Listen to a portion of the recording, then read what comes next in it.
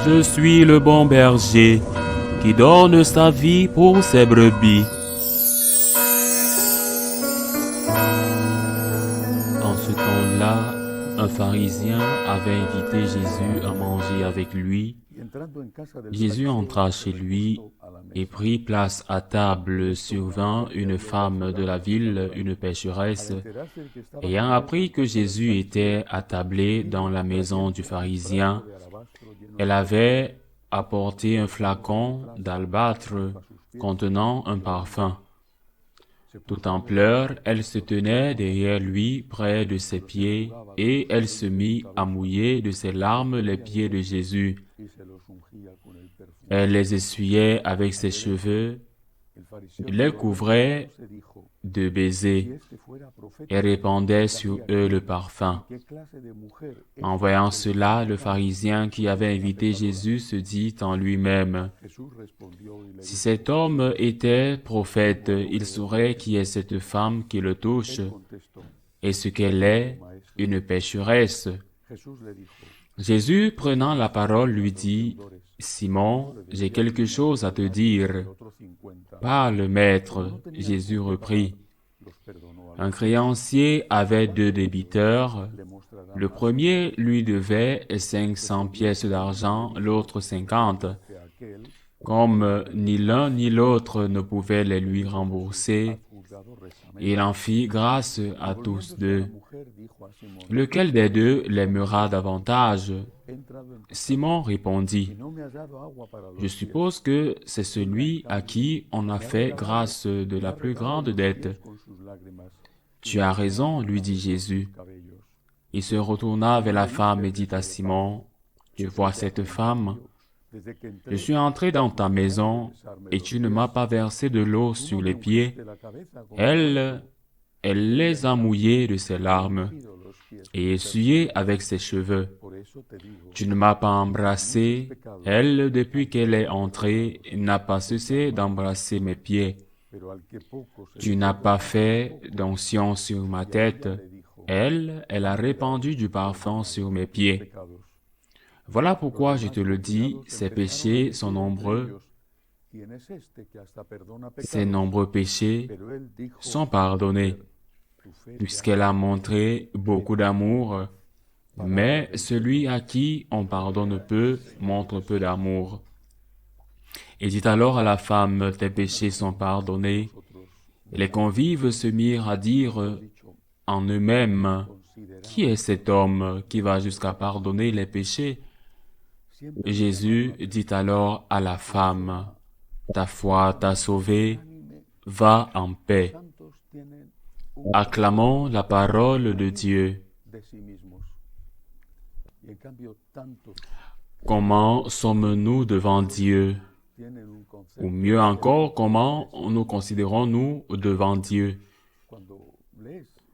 Lorsque nous lisons la vie des saints, en particulier les rares qui ont laissé leur autobiographie, nous nous rendons compte qu'ils sont conscients de leur misère, de leur péché, et nous regardons leur vie et nous disons: eh bien, ce n'est pas si mal.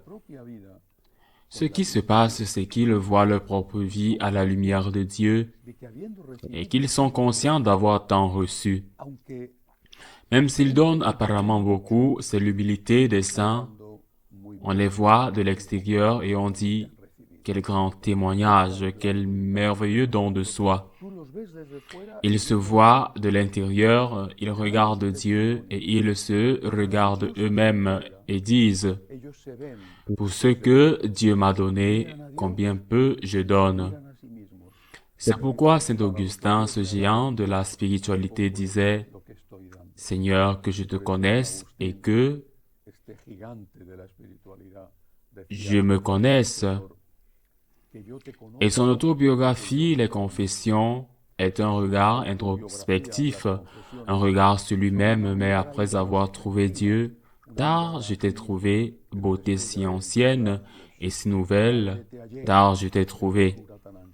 Si nous nous regardons et nous comparons avec ceux qui nous entourent, il peut nous arriver de faire quelques chose de faire comme ce pharisien.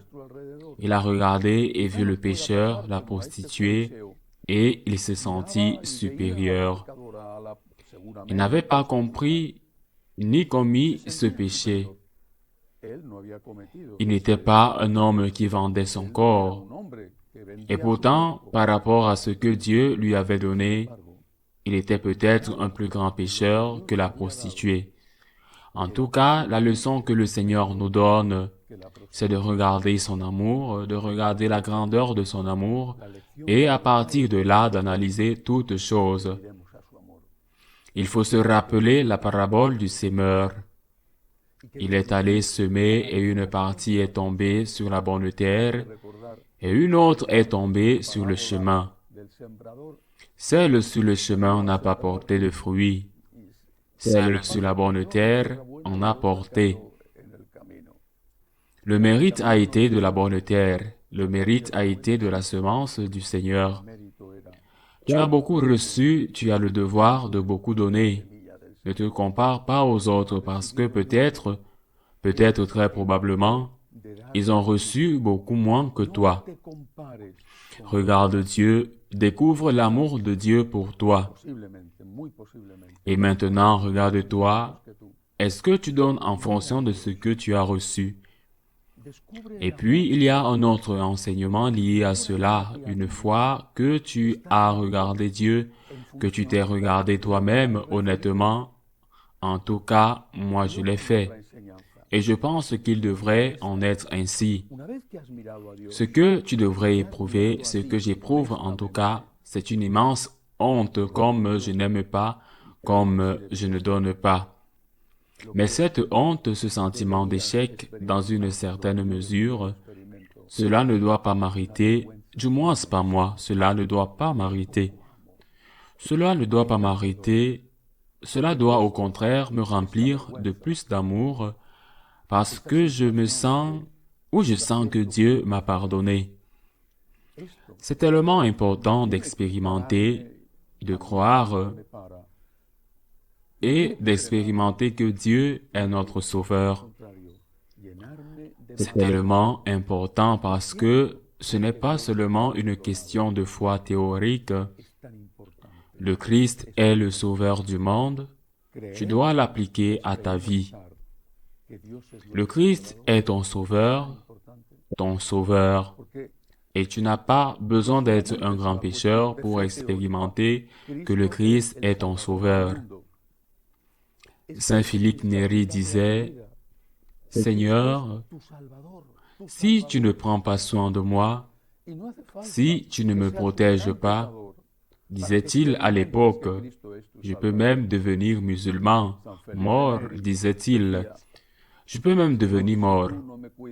C'est le Christ qui nous sauve et pas seulement en nous pardonnant nos péchés, qui même s'ils paraissent petits par rapport aux autres sont énormes, parce que ce sont des péchés. C'est le Christ qui nous sauve en nous pardonnant nos péchés et en nous donnant la force et la grâce d'éviter de pécher. Que serait devenu chacun de nous s'il n'y avait pas eu le Christ? Nous aurions peut-être fait tellement de mauvaises choses que nous aurions encore plus honte que nous n'en avons fait. Et quand vous réalisez que le Christ est votre Sauveur, que devez-vous faire?